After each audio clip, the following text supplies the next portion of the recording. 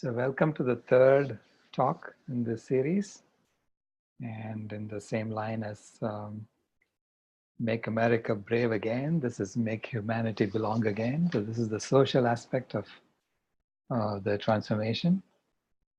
And again, I mean, we are telling stories, and this story is to help us come together as humanity.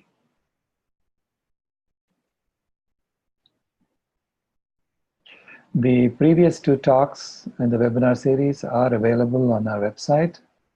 So you can look at the recordings and climatehealers.org/webinar. And you can also download the slides that I used. So, and you're welcome to take those slides and use them in any way you want. So this is the third one, Make Humanity Belong Again. And I used the belong again because once upon a time we believed we belonged in nature, and now we believe we don't belong in nature. So I want to tell you the story of how we think we don't belong and why we think we don't belong and why it's actually a delusion.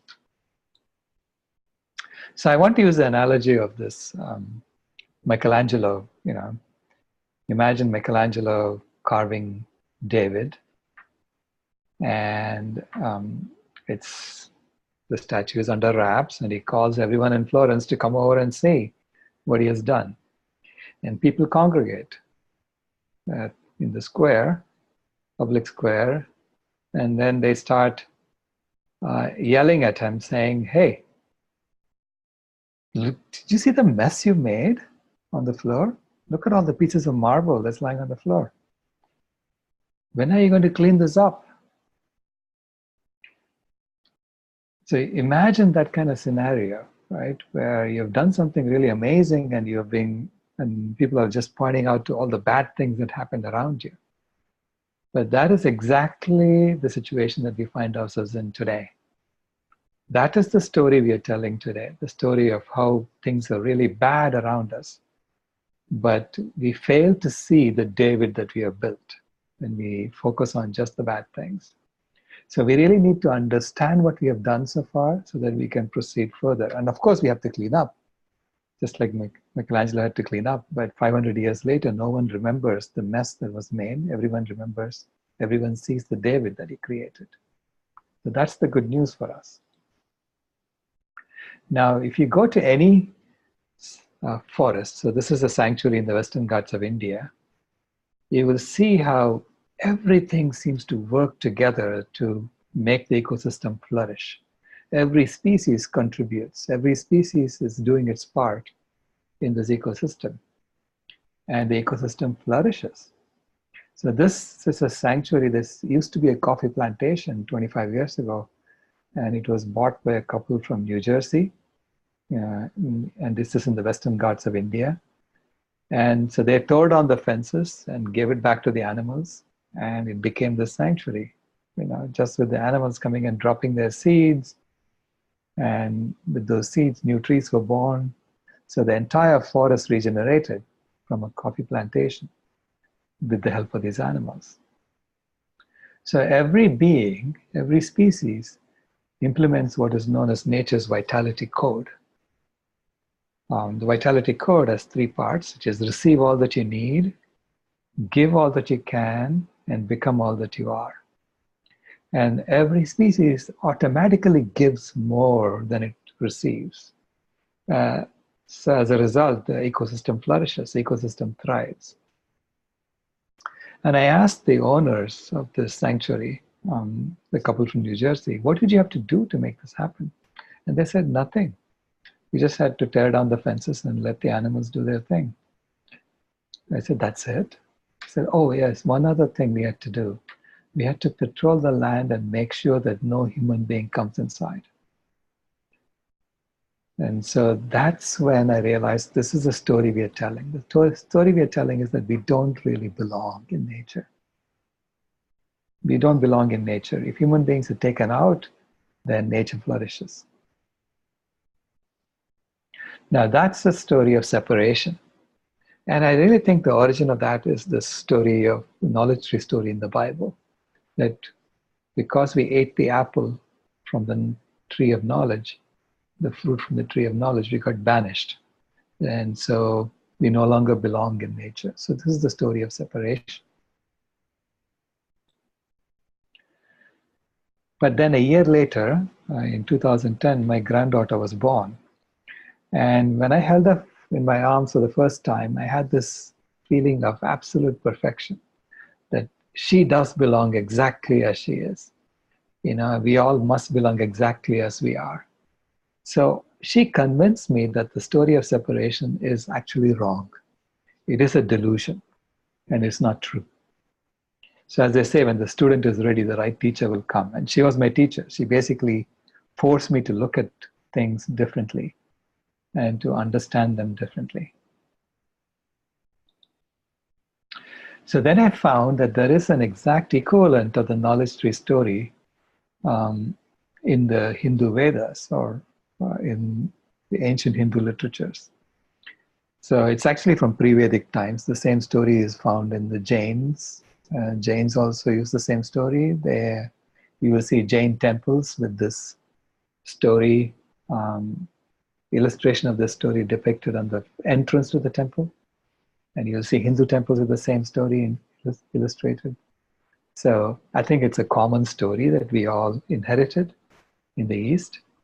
And this story is similar to the story in the Bible, but it actually helped me understand what was really being told in the Bible.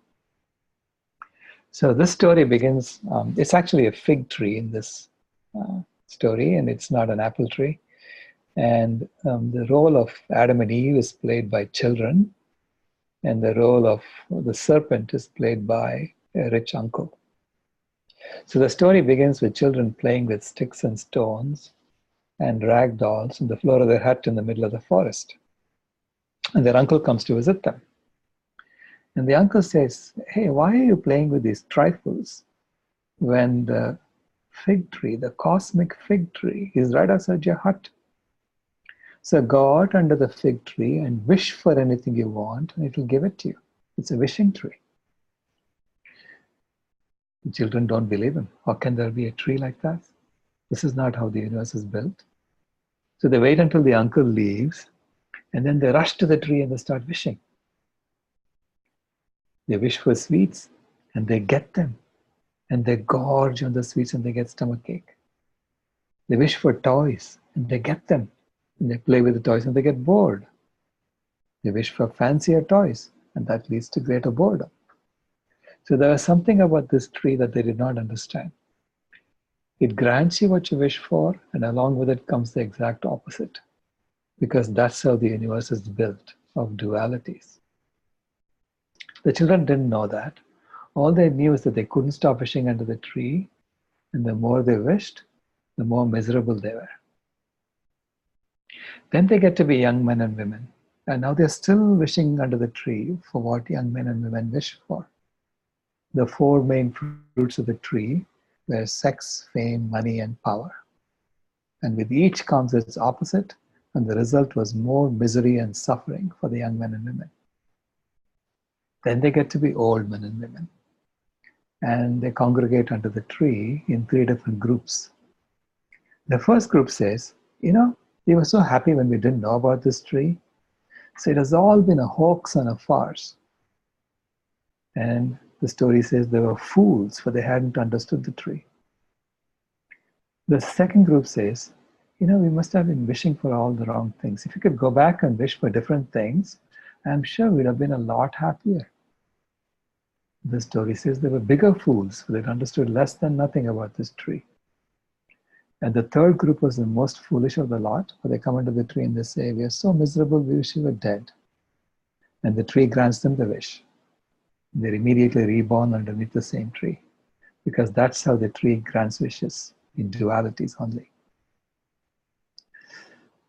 Well, the story doesn't stop there. And, it talks about a lame child who's watching others from inside the window of the hut. He also wanted to go out and wish for a good leg so he could walk. But there was such a crowd of people under the tree that he couldn't get through. So he stood there and he watched. And he saw how the tree was making everybody miserable. The people who were wishing were miserable. The people who were trying to get to the tree were miserable. And all the animals were suffering because of all the wishing. So he began to see this immense suffering under the tree. And then he saw the brilliant cosmic swindle that was being performed under the tree. He understood the tree. And with that understanding, he began to feel a well of compassion come from within him for all that suffering, and he lost the desire to wish. He became detached from the tree. And with that combination of compassion and detachment, he was the happiest of the lot. So that's where the story ends. And we have also these commentaries on the Vedas called the Upanishads. And in the Upanishads, in one of the Upanishads, the Shvetashvatara Upanishad, they say that the wishing child and the watching child are inside each one of us. That's the duality within us. And if we want to be happy, we need to identify with our watching child and observe our own wishing child and be compassionate and detached with our wishing child. So this really is the purpose of all meditation techniques that are taught in the East, is to help us discriminate between our watching child and our wishing child and to identify with our watching child. So it makes it seem like if you really want to be happy and if you want to use this tree, you just have to step away from it and not do anything with it. And so that is the question that comes up in the Bhagavad Gita as well. In the Bhagavad Gita, man is asking God, why should I wish under this tree? Why don't I just sit here and meditate upon you and I'll be perfectly happy? So why are you making me act? And God says, no, you must act because life is about action. And then he taught him how to wish under the tree. He said, if you go under the tree and you wish for the benefit of all, and you say, I don't want anything from this tree for myself, so you detach yourself from the outcome of your wishing, then you'll be perfectly happy wishing under the tree, and everybody will be happy because of your wishing. So therefore, as a species, we are the only species that has been given access to this wishing tree, this knowledge tree. And we should be wishing for the benefit of all other species and saying, we don't want anything from this for ourselves. Okay? Then you'll be perfectly happy wishing under the tree, and everyone, all other species will be happy and they will be flourishing because of our wishing. And so far, we haven't been doing that. We have been doing the opposite. We have been wishing under the tree for ourselves, and we have been essentially killing other species off as a result of our wishing. And that is why we are in the situation we are in. But that separation is actually a delusion. The separation that we think we don't belong in nature, that is actually a delusion. And that is the story of the thermostat species that we are telling now. So the climate healers hypothesis is that Homo sapiens is the thermostat species of planet Earth. This is an explanation for that brilliant cosmic swindle that has been performed under the tree. We think we are in charge, but we never were in charge. So that's that's what the ice core is telling us now. If you look at the ice core, and you look at the temperature and the carbon dioxide levels over the last 3 million years, actually, you will see it going up and down, up and down. The temperature has gone up and down by up to 6 degrees Celsius, 10 degrees Fahrenheit. But at 1/10, at maximum, it was like 1/10 the rate at which it is changing now. But still, it had gone up and down, and every time we had an ice age, it actually was bad for life, because if you get a mile of ice on top of Chicago, not much can grow underneath that. So if you look at what has happened in the current interglacial period, in the current interglacial period, we began here, and you'll see that this is sort of identical to what was going on 3 interglacial periods ago. So, but then something happened here, and the temperature stayed up, and it's actually gone up now by about 1 degree Celsius. And then our CO2 levels have gone up to about over 410 right now. And if you look at the ice core data, and you see that it was about 6,000 years ago, you see the effect of human beings in the carbon dioxide levels and in the methane levels in the atmosphere. So the carbon dioxide levels started going up because of deforestation that we were doing, and the methane levels started going up because of rice production and livestock production. So in the current interglacial period, human beings actually took over the temperature, took over the climate about 10,000 years ago. And through deforestation, we kept the temperature constant for about 10,000 years. And then over the last 200 years, we discovered fossil fuels, and we used that to increase the temperature by another 1 degree Celsius. So far, we have been heating up the Earth. And we have been heating up the Earth through the wishing tree, by wishing under the wishing tree for our own benefit. Okay? But what we have done so far is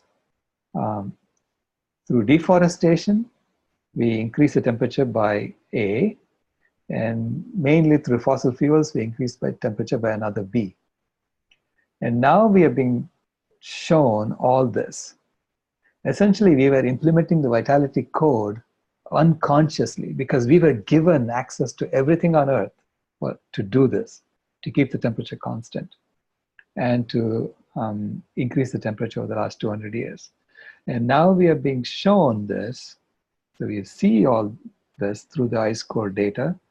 And now we know that if we bring back the forests that we lost by going vegan and returning the land back to nature and sequestering all this carbon that we had put into the atmosphere through deforestation. So if we reforest, then all the fossil fuel carbon that we have added to the atmosphere will still stay up there and prevent the Earth from going back to another ice age.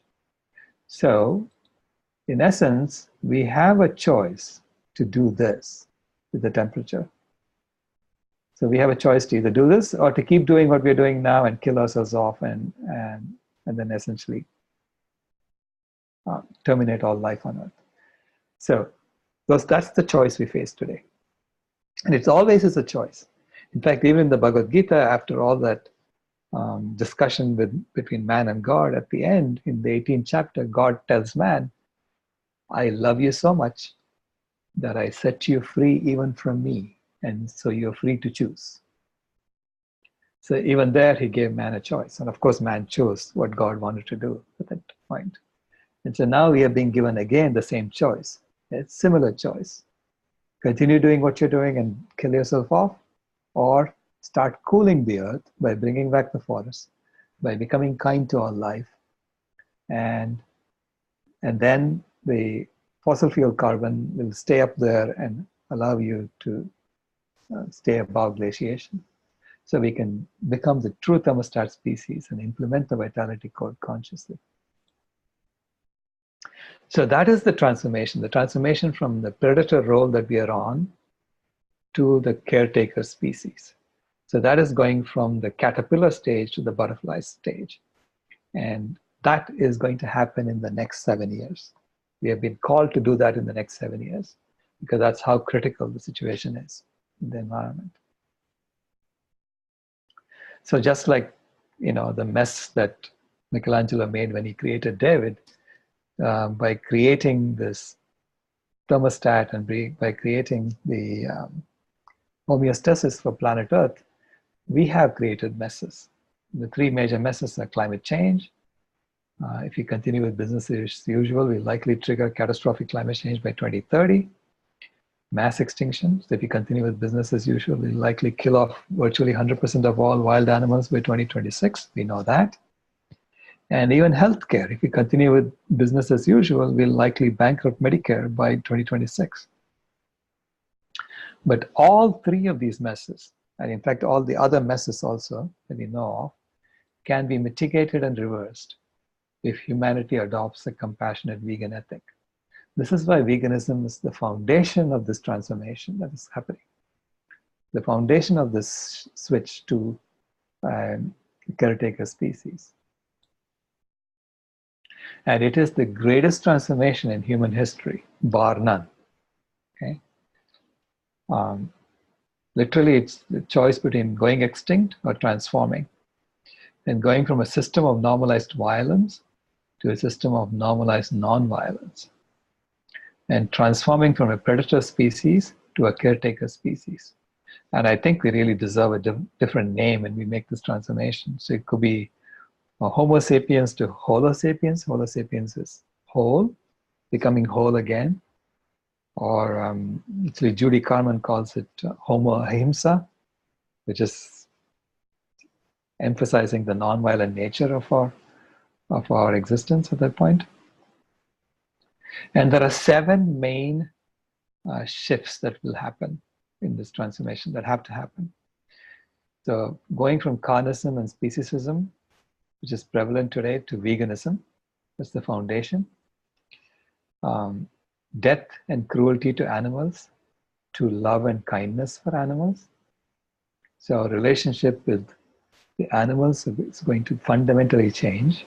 So we are going to have to abolish all the slaughterhouses that we have in our midst. Going from disease and division for humanity to health and unity for humanity. Right now we have a system that deliberately creates diseases in us in order to grow the economy, and it divides us up by color, race, or you name it, and pits us against each other. Instead, we need to have a system in which we are focused on preventive health and unity for us. And you see that actually happening today, the transformation. You see one side trying to build walls, trying to separate themselves out, and the other side saying, no, we have to tear down our walls and tear down our divisions and work together.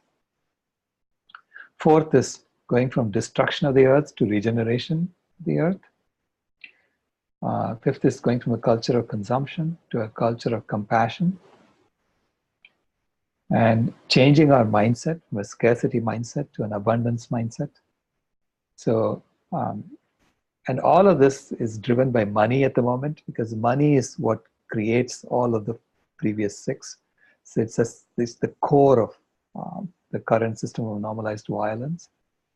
And the way money is produced causes this to happen. So instead, we have to have a service-driven system in the future. Now, these 7 shifts are something that you can use to gauge anyone's proposal. So you can just look at the Green New Deal and see, are they addressing any of these shifts? And you'll notice that Green New Deal pretty much scores 0 out of 7, because none of these things are really addressed. And even the Paris Climate Accord scores 0 out of 7. So you realize that in the current system, within the current system, the proposals that are being made for addressing our environmental issues are still confined to the system of normalized violence. So people are really not yet looking at dealing with it structurally. So Tracy Martin actually said something beautiful. She said, change is inevitable, but transformation is intentional. So this transformation has to be a voluntary transformation that we all do together. And how do you change mindset? How do you change from a scarcity mindset to an abundance mindset? And Buckminster Fuller said that. He said, if you want to teach people a new way of thinking, don't bother trying to teach them. Instead, give them a tool, the use of which will lead to new ways of thinking. So we really have to create a tool. I mean, all the technology we need to create that tool is available today. We have to create a tool that implements the abundance mindset, that implements a service-driven economy. and that implements a culture of compassion. So and of course, it has to be in a vegan world. So it has to be something that targets vegans and helps them to have this new way of thinking built in. So this is a tool that would implement the Vitality Code consciously, so that you receive all that you need, give all that you can, and become all that you are.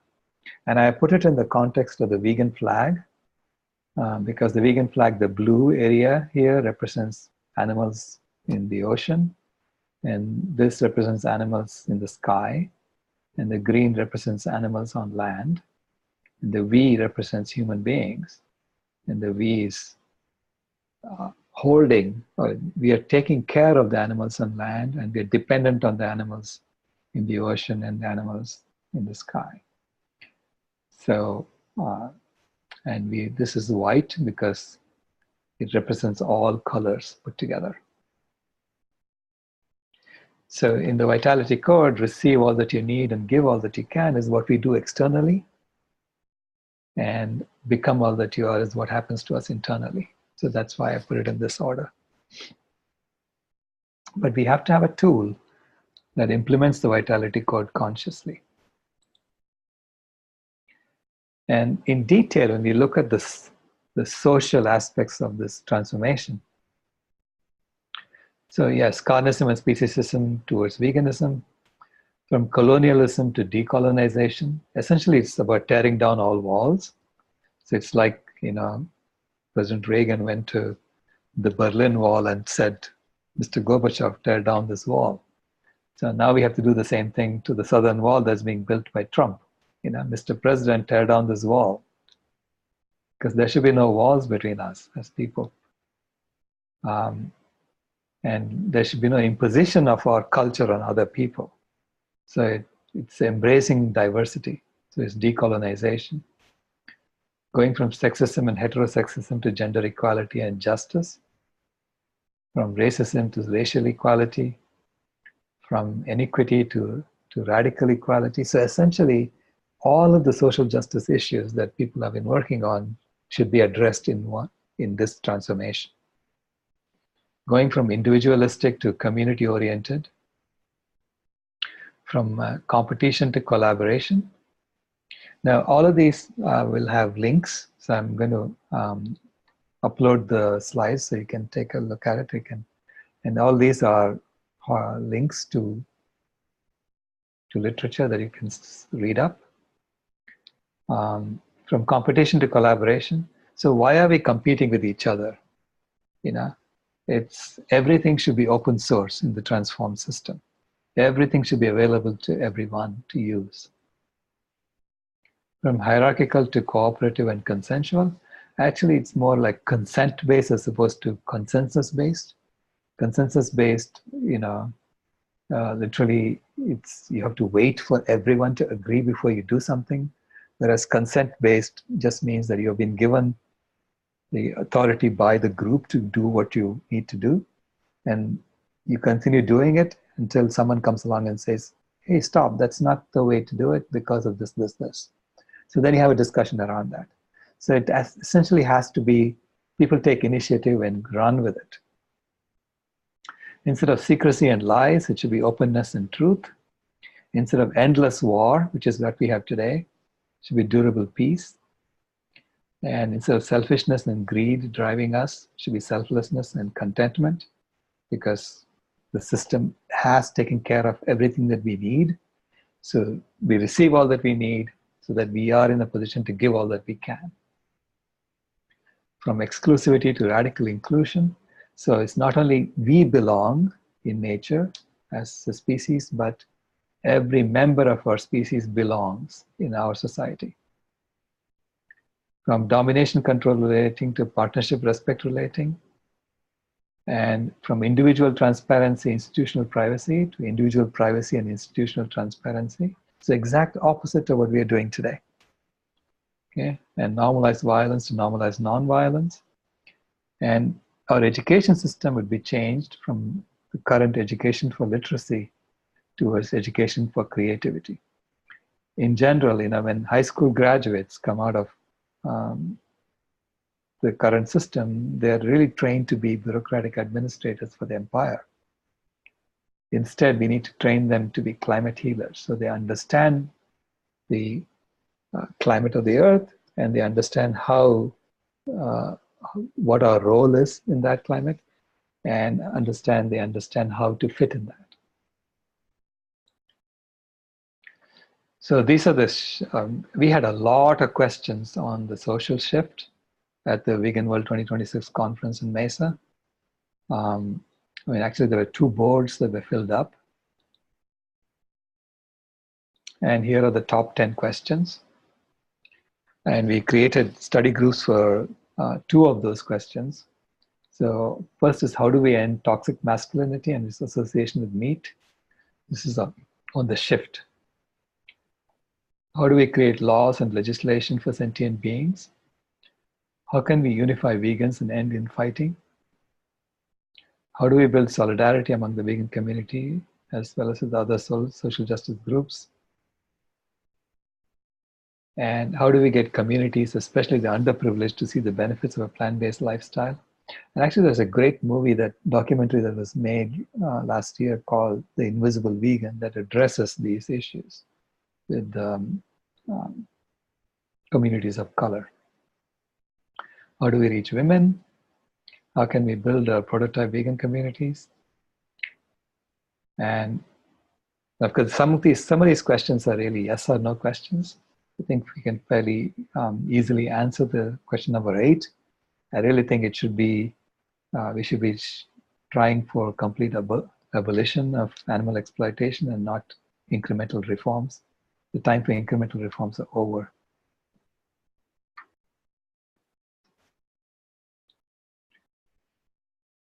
So we had these study groups looking at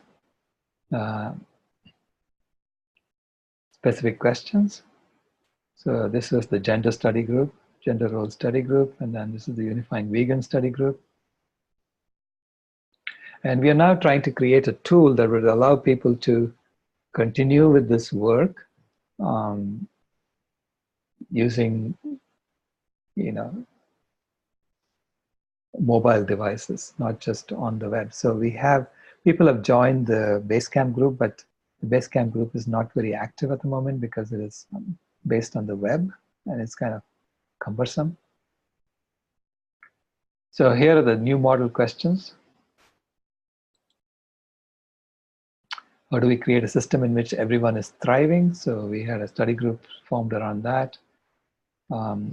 Environmental, racial equality and mutual respect. Do we have prisons? I think not, but we have to, again, look at each of these questions and see what do we see the new world, the transformed world, the vegan world? What do we see it to be like? And whatever we imagine, we can actually build it.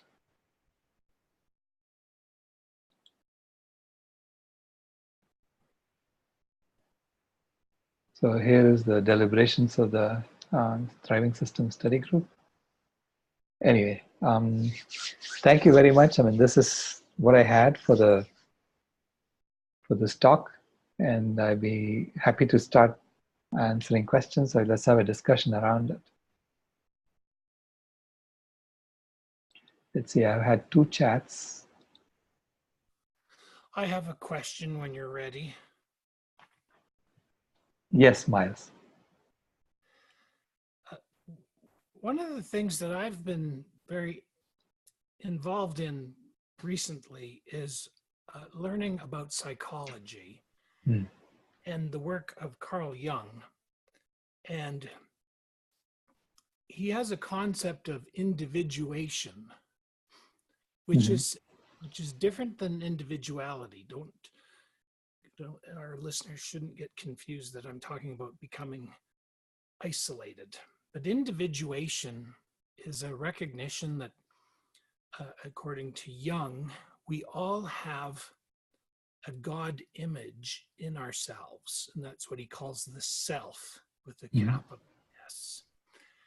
And it's come to my belief that we need to promote a social shift from incorporation, and by incorporation, I'm meaning essentially that where people are incorporated into companies, large transnational corporations especially, and it is actually a repressive force upon individual, whereas individuation would be a social shift from this incorporation to recognizing that individual truth in every person. So I would just propose that as a possible addition. Right. Any questions? No, that's a great, I mean, it is about making each one of us not only feel that we belong, but that we are essential for the functioning of the whole. Each one of us is essential for the functioning of the whole. So yes, it is about raising us. It's not just raising our species, because our species now tells these really disjoint stories. On the one hand, we pretend to be much more intelligent and smarter than every other species. On the other hand, we behave like we don't belong with them, that we are separate from them, and that we have no choice but to destroy the planet, because that's the way we are. Now that, I believe, was designed to heat up the earth. So that was okay during the time when we were heating up the earth in the caterpillar phase. But it's in the current transformation, it's about belonging again. It's about recognizing each one of us and our role in contributing to this, and recognizing our role as a species, that we have contributed something to the whole, and in order to contribute that to the whole, we were given access to everything that nature has available to us. So we were essentially given everything that we need, receive all that we need. And we gave all that we can, which was to create the homeostasis for Earth, right? And we became the thermostat species. So now it is about us belonging again, but as a kind species, a caretaker species, and then each one of us belonging within our society as a kind and caring human being. And I just add that the concept of individuation is the nurturing of everyone's inner self, inner God image, whatever that is. I'm not proselytizing for any particular religion, but it is saying, you know, whatever religion you're in, we respect that, but we also respect that it'll be this coming together and finding this truth that we are, as you say, you know, part of that is we are the caretaker species, the thermostat species. So I'll let someone else ask a question. I do have some more questions later. Thank you, Miles.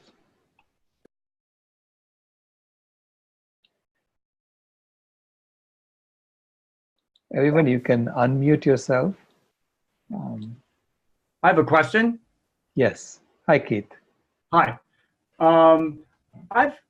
I think we're talking about both how to get there, that is, and also where exactly we're going. And in terms of where we're going, I'm just curious about two ideas that I've seen around. One is universal basic income, which would help address inequality. And the other is the Buffalo Commons, which is how to deal with all this land out actually just east of Denver here, which is all where farmers are actually leaving, and you can't really support what's going on there except by subsidizing it somehow with the government or something like that, or exploiting the earth. If they find some oil out there, then the region sort of revives temporarily. What do you think about these? Well, universal basic income clearly has to happen. Okay, but universal basic income, especially if it's universal basic income that is sufficient for someone to live off of, so it gives all that you need, then that has to happen in a vegan world. Because if you have a universal basic income and you still have slaughterhouses, you will never get anyone to go work in those slaughterhouses. So it will automatically have to collapse, right? So these horrible jobs can no longer exist in that new system with the universal basic income.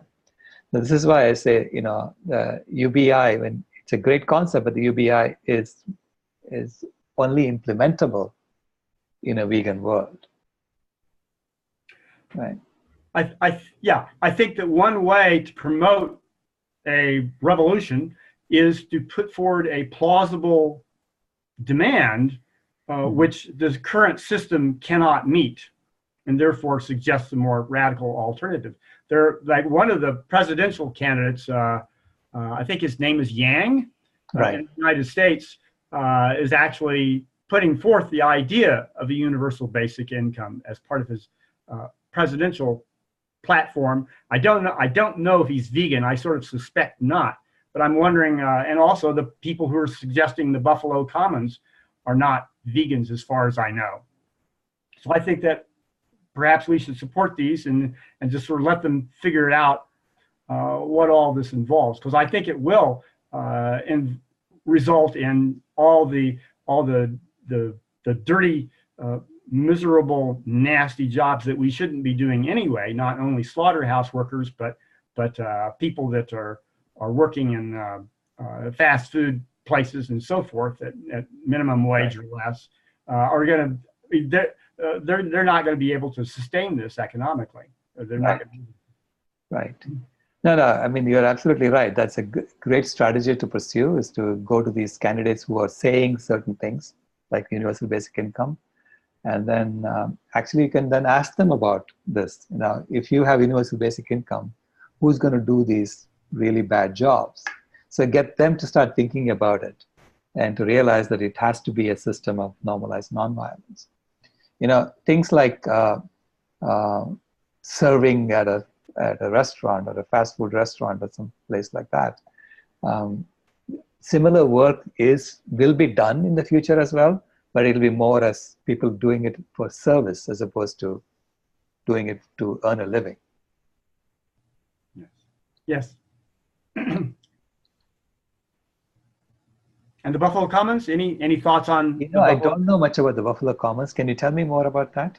Yes, it's these fellows, or it's actually this couple, Deborah and Frank Popper, in the 80s, proposed that they just return the Great Plains, roughly the region between Denver and Kansas City, not quite that far, but the Great Plains, that area up in there. There are a lot of counties there that are actually losing population, whereas most of the United States is gaining population. And so their proposal was, well, let's just give it back to the buffalo. Right. Now, of course, my thought is, why don't we actually make this a big wildlife refuge? Right. We could get all the I don't know if elephants would do well in that ecosystem, but I mean, all the animals that are going extinct that would be suitable for the Great Plains could just be saved over here. So, right. So yeah, no, that's we are actually studying that. We have a project with the University of Illinois where we are looking at restoring original ecosystems. Yes. On land that's freed up from animal agriculture, and to see how much, not only how much carbon gets sequestered, but the rate at which it gets sequestered. So we're doing a transient analysis to see how much can be sequestered and how fast can we heal the climate if we start doing that. And specifically, I've asked them to look at areas like Nebraska. If you can return Nebraska to the original, what was there in 1800, how much can we sequester? Yes, that's very interesting. I'd be interested in learning more about that. Right. Yeah, that's going on. It just got funded, Oh, and so yeah, they're working on it right now. okay. Okay. Thank you. Sure. I have another quick question. Yes, First, Miles. I have a proposal I've been working on for a number of years, and I have many binders of notes which I've been formulating this proposal, and I'm very close to writing it up. I'll copy you in on it because I find your concept of the seven main social shifts Mhm. as an auditing tool, very useful, and I would like to have your input on that.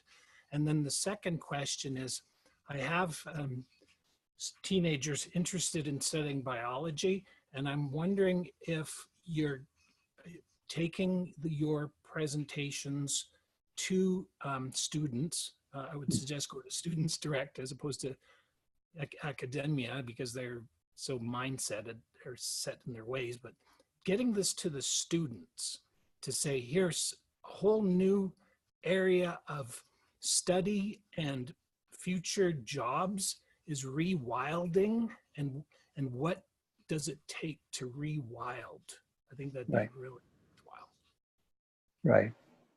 No, I find that speaking to students directly, if I can get access to them, it's very effective.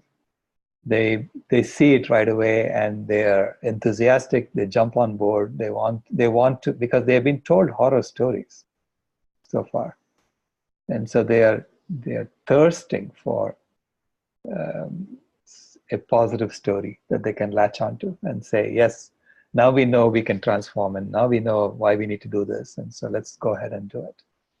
And also the seven shifts, using that as a metric for evaluating any new proposal that comes your way.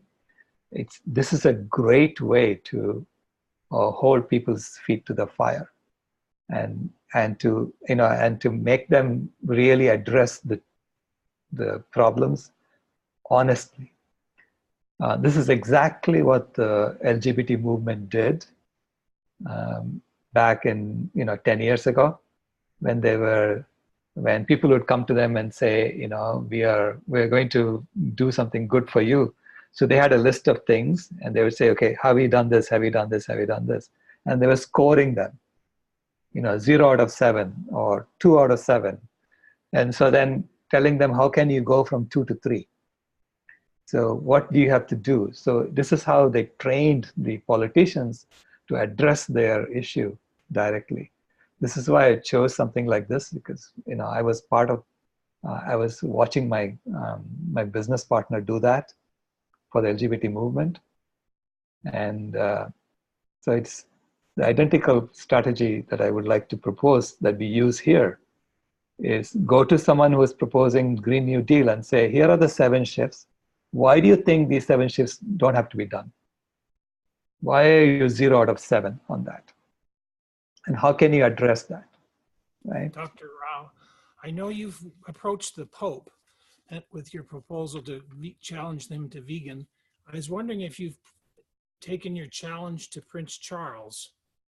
This is his book called Harmony. Are you familiar with it? I'm not familiar with that. Yeah. What I'm going to be doing in my proposal is actually contacting my local government. Mm-hmm. I'm in Canada, and the Queen is actually our head of state. Right. So to the Queen, I will take my proposal and I will copy you in on it. Wonderful. Thank you. Thank you.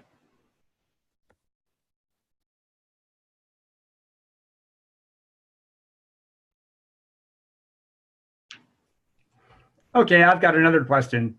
Okay, Keith. If nobody else wants to ask one. Don't we need more than, I see a lot of these idealistic suggestions, don't we need more than just veganism? Don't we need veganism plus something else? Because when I look in the vegan community, it's a lot better than the meat eaters, but there are a lot of people that are trying to make money in a capitalist system, and they're just vegan, you know. And so they're maybe not fully conscious, but they're actually sort of contributing to climate change by consuming, you know, in a vegan way, but still, so it's less, but still. So I'm wondering how we should deal with the vegan community, where we need to deal with the vegan community and sort of getting them to shift in this direction, and the other things that we need to do besides just veganism.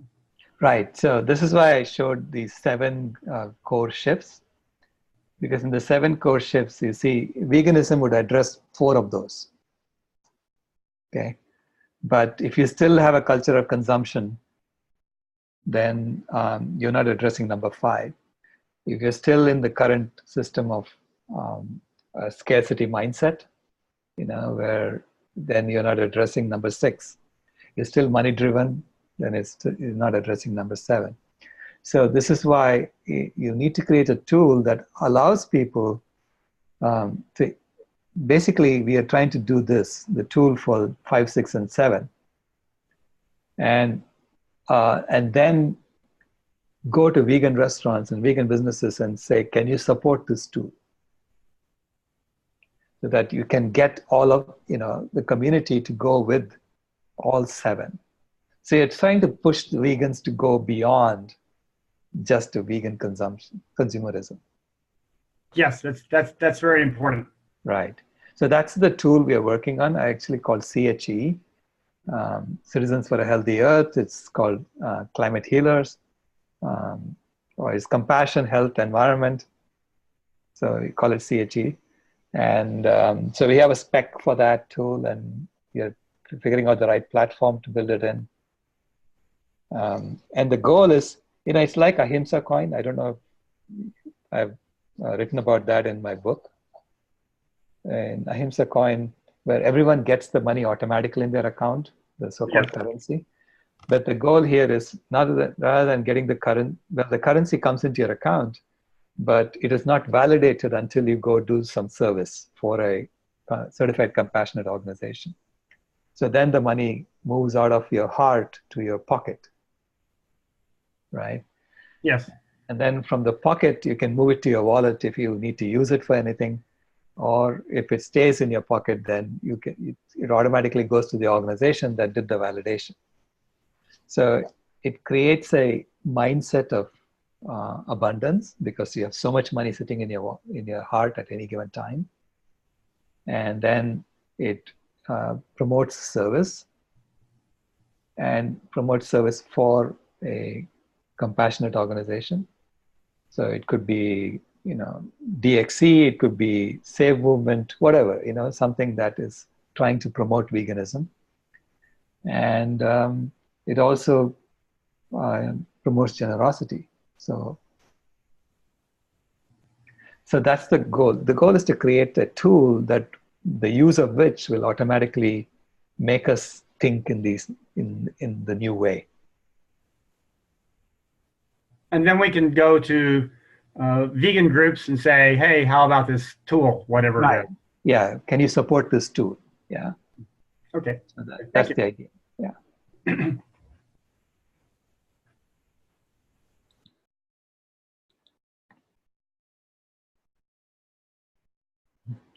Thank you, Sarah, for that endorsement. So Sarah says, thank you, Dr. Rao, for this refresher. Vegan 2026 will happen. There's a study done by Harvard University that said that success is 15% from information or hard skills, and 85% from attitude and soft skills. So having an attitude that this is going to happen is very important for us to make it happen.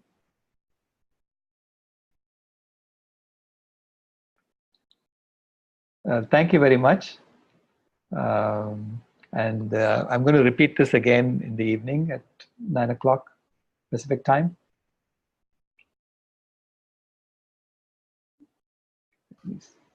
I just add one other thing for you to consider, and I'll look it up for you.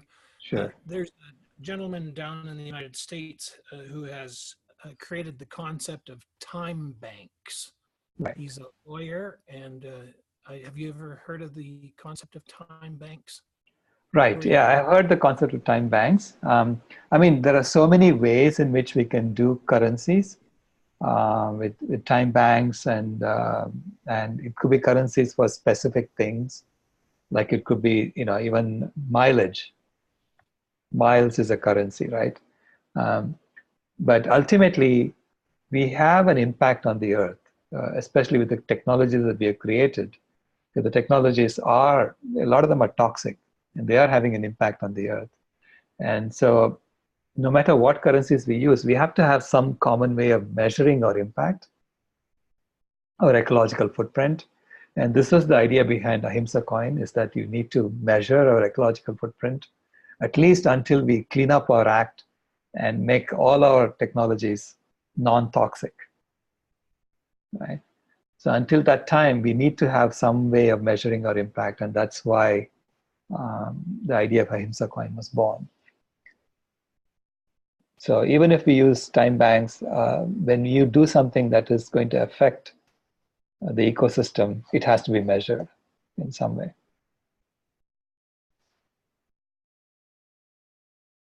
Okay.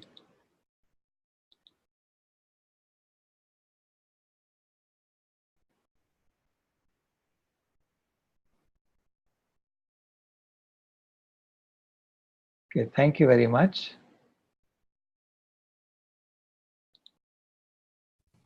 Thank you, Dr. Thank you, Silas.